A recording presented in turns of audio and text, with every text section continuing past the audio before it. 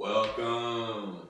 I'm back with another reading. I'm back with another chapter reading from my ancestors. You got what I'm saying?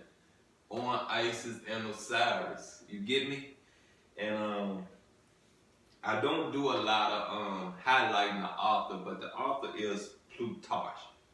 Plutarch. And so far, I'm never going to say I haven't learned anything. Not going to say that. You feel what I'm saying? There are some things in here I didn't know. There are some things in here I did know. There are some things I know should be in here. I just can't remember it. You feel me? I just can't. You know what I mean? Something has not triggered it in my mind, in my memory bank to speak upon. You got what I'm saying? So I'm going to keep pushing through this book. And I'm hoping you're getting familiar with the history of us Kemites. I'm hoping you're getting familiar with the history of us ancient Egyptians. I really do. I really hope you're getting familiar with it. I really hope you are looking at your past and seeing the similarities in your name.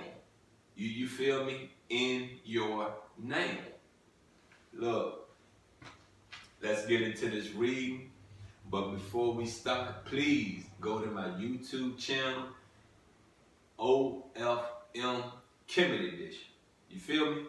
OFM Kemet Edition. YouTube. Go on over there, subscribe, like, share, comment, run it up. You should really love the reading of the teachings of Peter Hotel. That was the first book known to man. The first book, the first literature published. You got what I'm saying? You should love that.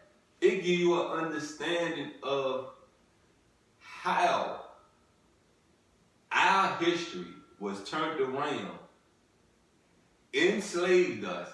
You feel me? Took our history, turned it around, enslaved us.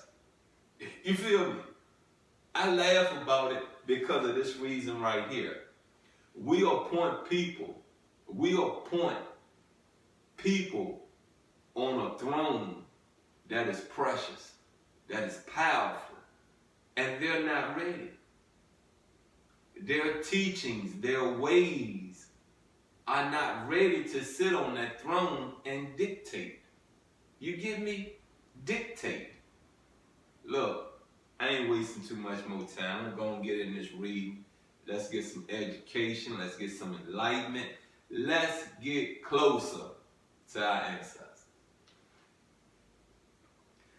But when Isis had recovered Osiris and is making Horus grow, strengthened by means of exaltations, clouds, and myths, Typhon has been conquered indeed, but not but not destroyed, because the goddess of the earth hath not suffered the principle opposed to moisture to be entirely exterminated. But she lowered and slackened the same, wishing that the mixture might still continue, inasmuch as it was not possible for the world to be complete if the fiery principle failed and were exterminated. And if all this is not told in so many words, yet one may not reasonably regret the story that Typhon of old conquered the party of Osiris. For Egypt was once sea. Egypt was once all water then. If you feel me, water, it was the sea. You get me? And if you look, let me say this to you. You got what I'm saying? Remember, it took 6 days for whom we pray to cultivate this rock we live on, to sustain life, to keep reproducing life. You get me? You understand me? Let me say this to you again. to sustain life.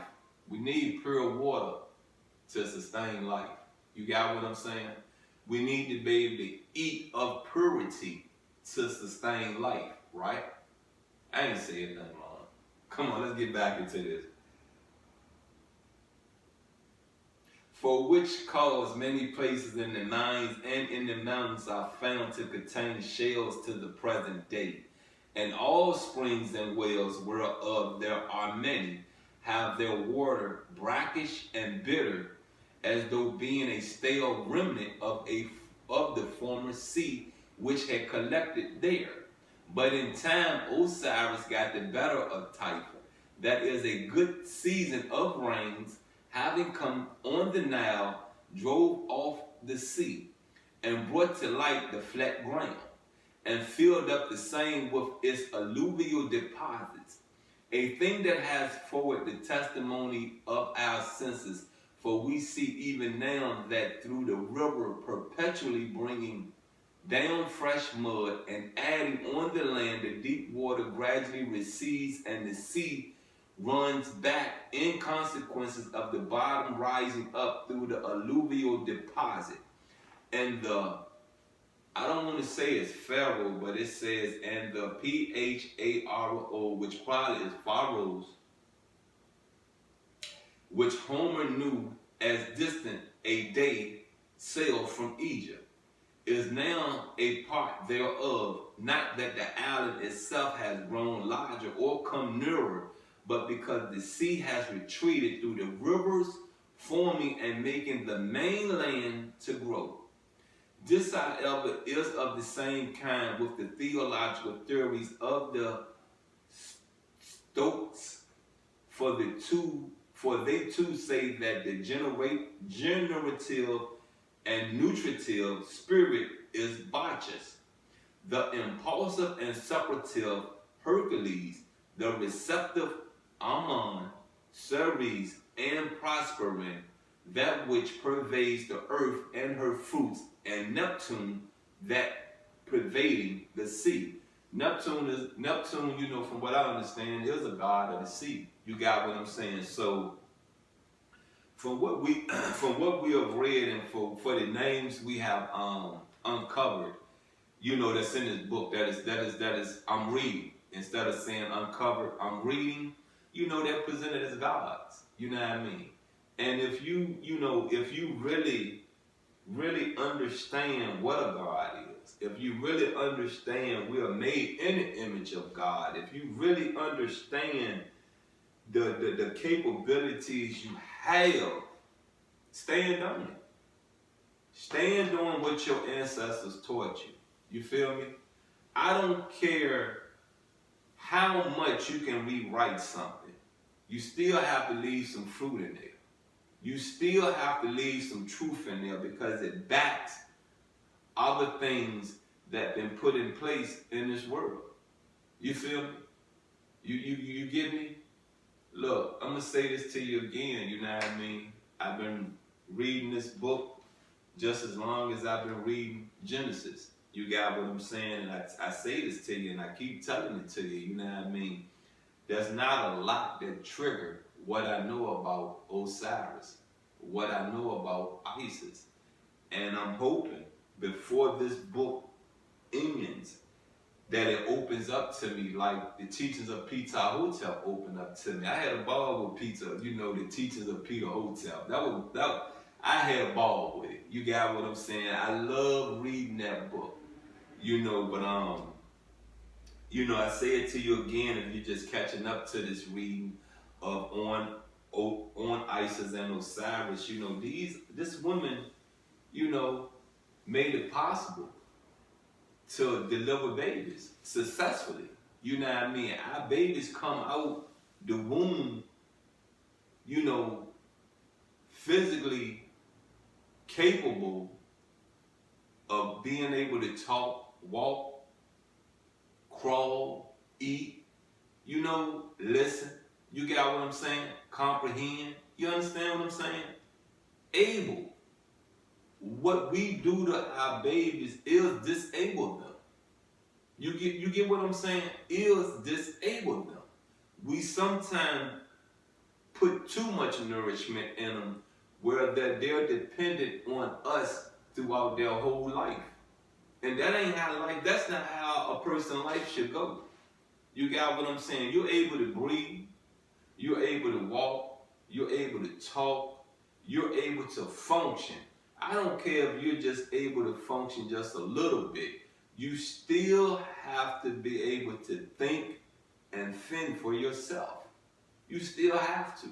Because when those people are not around that fend for you, think for you, fight for you, you feel what I'm saying? What you gonna do then? What are you gonna do then? What you gonna do? What? You can't do nothing because you can't think about it, right? You can't think your way out of a wet paper bag. A wet paper bag should be easy to get out of. Look, once again, you with the nasty pastor. Please go to my YouTube channel, OFM Kemet Edition. Like, subscribe, share, comment. Come on, let's dialogue. Anyways, anywho's, I love you, and I'm out.